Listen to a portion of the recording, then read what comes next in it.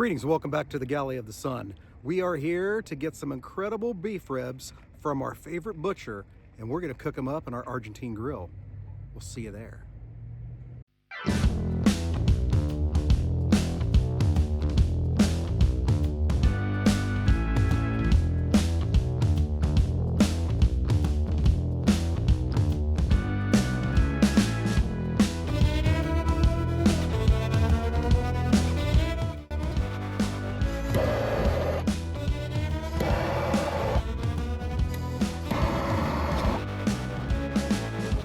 It is a beautiful late November day, about 80 degrees outside. And here at the Oasis, it is Open Fire Friday, one of my favorite days of the week. So today, we're gonna be cooking up some beef ribs. First time I've done it on this grill, so let's get these prepped. As you saw from the intro, I got these things from our good friends at Traub's Butcher Shop. So let's get them unwrapped. Big, beautiful dino or plate ribs. So let's get them prepped. All right, first thing I'm gonna do, I'm gonna hit them all with some avocado oil as a binder. Now, I'm not gonna do this bottom side, and no way am I pulling off that membrane. That membrane and those bones are going to protect this meat as it sits on that grill for about, I'm expecting 4 hours.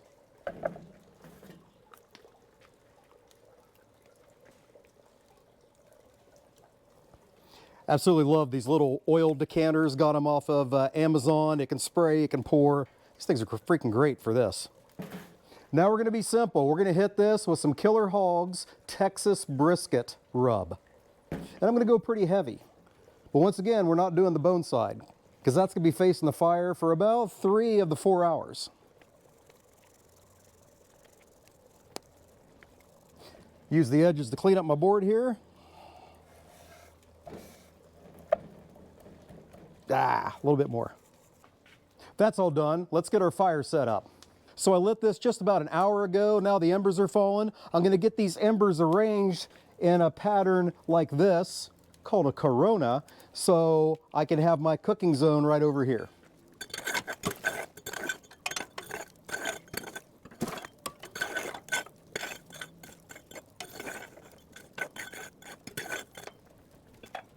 Now I need to find the height where I can hold my hand there for about 6 to 8 seconds, and that's the zone we want to set these on.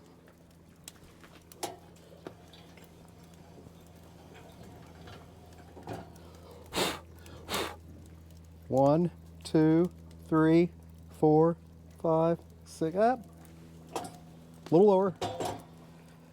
1, 2, 3, 4, 5, 6. Oh, yep. All right, right there. So these go on bone side down, and basically all I'm going to do is maintain the temperature here for the next 4 hours to make sure it's in the 6 to 8 second range.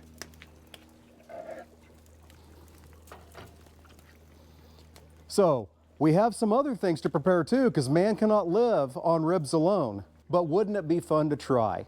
Anyways, we'll see you back here when we're ready to get some of the sides started.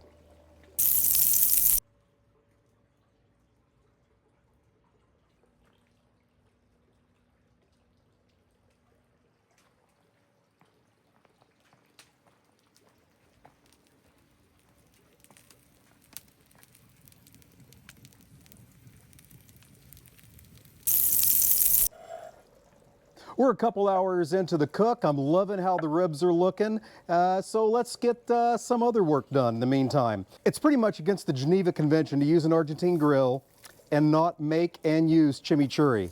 So we've done it before. We used Al Fragone's chimichurri mix, but I just got in the spicy mix. So I'm gonna make one of each, and we'll find out. Is the spicy too spicy for the girls, or is it just right? Because I have some plans for some chimichurri in a future episode, and I need to know now. So, first thing we're gonna do is take a 1/4 cup of each of the seasonings, and then we're gonna add a 1/4 cup of red wine vinegar. Get that all mixed up, and let that mix soak all that vinegar up. Gonna get those covered, minimize the flying embers that fall into them, and set those aside for about 10 minutes. In the meantime, I want some mashed taters. We did it before in the tomahawk episode. I want to jazz them up a little bit this time. They did turn out amazing, but I think we can do better. So I got 4 russet potatoes here. We're gonna get those cut in half using my badass Dal Strong knife. Love this thing. To each one of those, in the middle, we're gonna sandwich in a 1/4 stick of butter. I'm gonna lay that tater down on one of my pre-cut aluminum foil sheets. Get that from Amazon, like everything.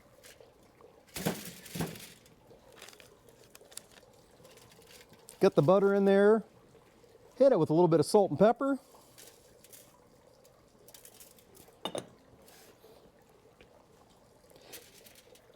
Put the lid back on and get that thing wrapped up.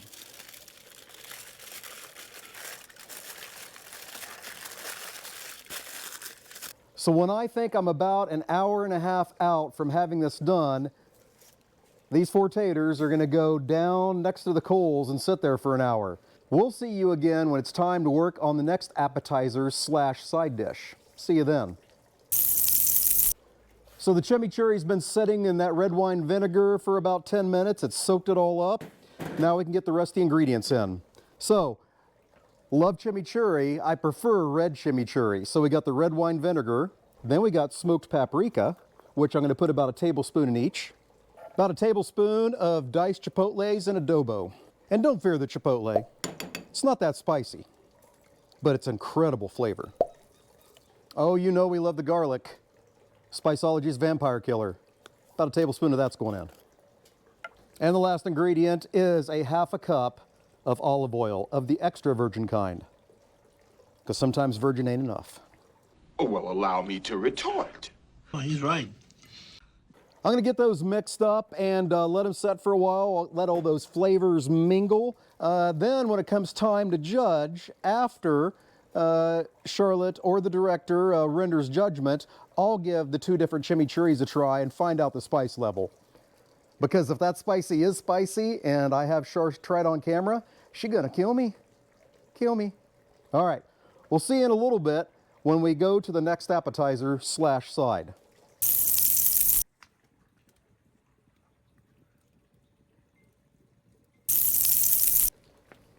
So Argentine barbecue isn't just known for the incredible chimichurri sauce. They have another one called, I hope I pronounce this right, salsa criolla. If I pronounced it wrong, put it down in the comments and make fun of me, like everyone else.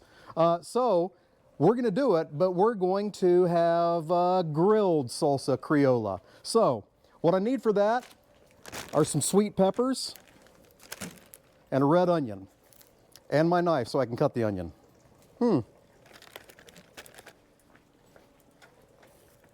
All right, prep for the red onion, easy. I'm gonna cut it in half.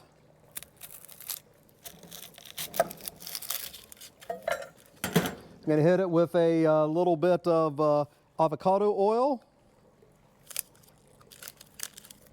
Then my sweet peppers, got them here in the bowl.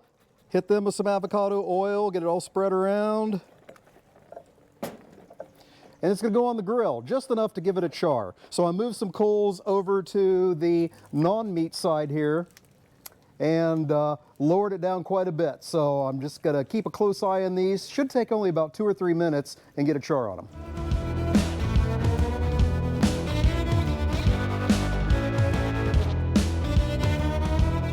So we'll get the char, then we'll pull them off so they can cool down, and then we'll see you when it's time to put this incredible stuff together. See you then.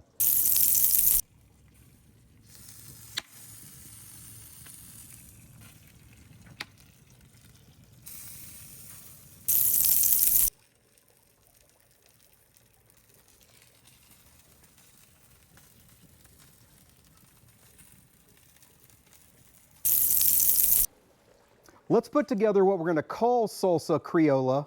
However, there is a horrible, horrible accident in the supply department. I'm supposed to have parsley and aroma tomato, and I have neither. Lucas King, if you're watching, you'd be ashamed of what's going on. But we're going to adapt and overcome. We can. So, first of all, I'm going to take my peppers, going to lop off that end there, and then I'm not going to worry about de-seeding these little tiny things because there's hardly any seeds in them, and they're sweet. They're not hot at all. I have waited long enough. They are just a little warm, but they're not hot. Not going to burn myself this time. They smell amazing. All right, stems are out of the way. I'm going to chop the heck out of these.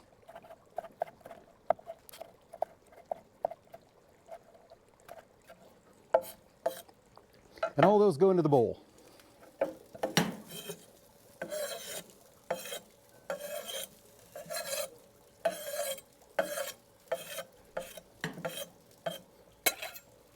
All those except those that didn't. All right, now the onion. I peeled off the papery skin. Now we're going to dice that up.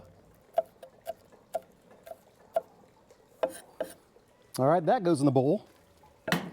Didn't have the tomatoes to roast on there, so we'll take some fire roasted rotel. Chuck that in there. Then we didn't have the parsley, but I do have this chimichurri mix, so I'm going to add a couple tablespoons of that. About a quarter cup of red wine vinegar, which is about all I have left. About the same amount of extra virgin olive oil. And then I left my salt and pepper inside, but I have this brisket rub, which is pretty much salt and pepper. We're gonna get all that mixed up, let those flavors meld together. We'll try it when we try the meat. We'll see again when it's time to make the taters.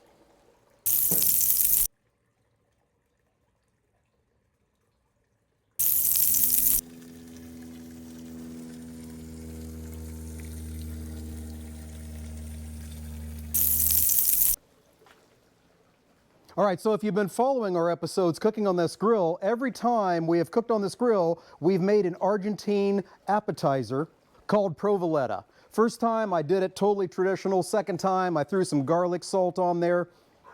We're gonna do it again with another twist. It's so damn good, I just keep wondering, can I possibly make it better? So my little cast iron skillet's been heating on the grill for a while. Should be good and hot. So we're gonna grab that and come over here. All right, so before we had a piece of provolone cheese that was cut on 15 on the deli slicer. This time I had him cut it on 8. Why would I do such a thing? So I could put something in the middle and melt it in there. So provolone cheese, been sitting in my refrigerator out just like this for the last 3 days. That goes into our cast iron skillet. And then I have about 3 fresh bay leaves here. I'm gonna put those down on top of the cheese. Wrong. Basil. No, basil. That is basil. Put the second piece of cheese on top. Make us a little basil sandwich there. Then we'll hit that with a little bit of the chimichurri seasoning. And again, Spiceology's Vampire Killer. Love this stuff. And this goes on to the grill. In a good hot portion where I can only keep my hand there for a couple seconds till I have to pull it away. Now, I've been notified by the FDA that I haven't cooked enough vegetables yet. I had all those vegetables in the salsa criolla, at least my version of salsa criolla, without having the right ingredients. But what I've done is I've taken a couple zucchinis, cut some slabs off so they'll lay nice and flat on the grill, cross-hatched them, hit them with some avocado oil. Now on top of that, I'm going to use some Spiceology's Greek Freak seasoning. Get that patted down on both sides. Then we're going to set these over on the side of the grill. I have the ribs on, which I'm still keeping at a point where I can only keep my hand there for 6 to 8 seconds. So a little less heat than what I'm doing the provoletta with. All right, zucchini's on. Next time we'll see you, the director will be judging our basil provoletta. We'll see you then. All right, after an hour of sitting down there with the coals, I have pulled the taters. Let's get to making our mashed potatoes. In my bowl here, I have a small amount of butter. To that, we'll add our potatoes. And I'm using gloves because I've played this game before and lost.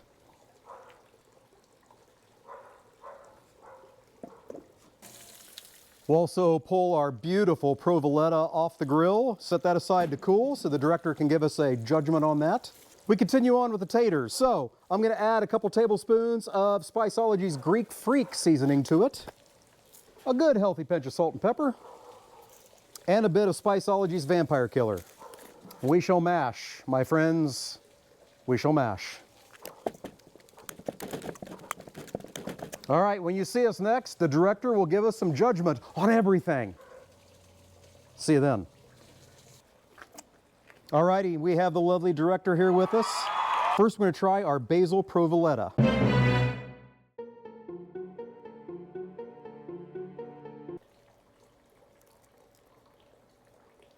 Very good.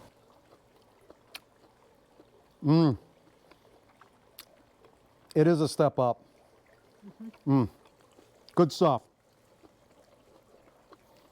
All right. Okay, next up is salsa criolla. Dump it everywhere. Yeah, typically that's a sauce that's eaten with the meat, but we'll see how it is by itself. Like it. Good deal. Now our Greek freak mashed potatoes.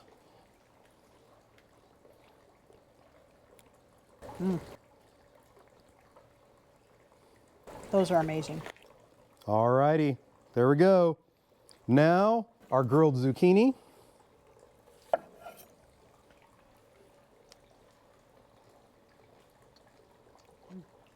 Very good. Awesome. All right, now here we go. How do we do with the ribs? I would say, my friends, we did pretty damn good. But the director will tell us. All right, moment of truth, here we go.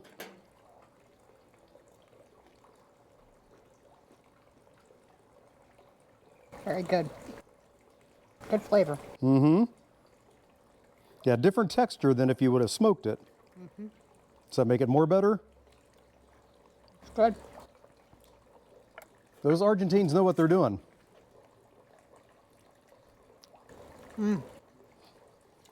So it sounds like from the noises you made, the spicy chimichurri is the way to go.